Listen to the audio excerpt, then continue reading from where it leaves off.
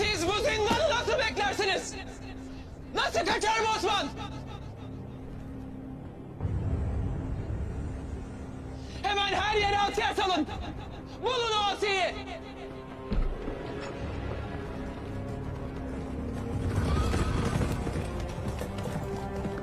Valide Sultanım. Aktemur. O da yok.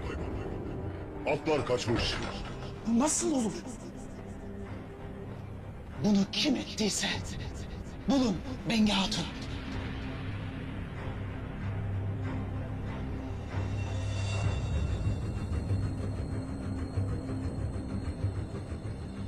Destur!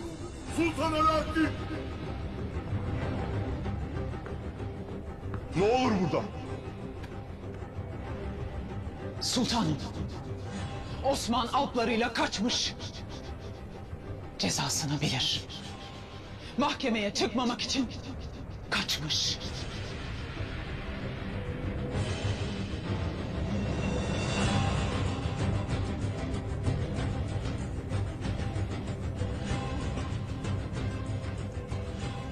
Sen ne diye durursun burada?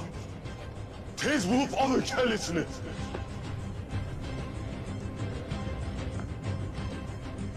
Sultan Hazretleri, Osman bu ettiğiyle suçunu kabul edip adaletten kaçmıştır.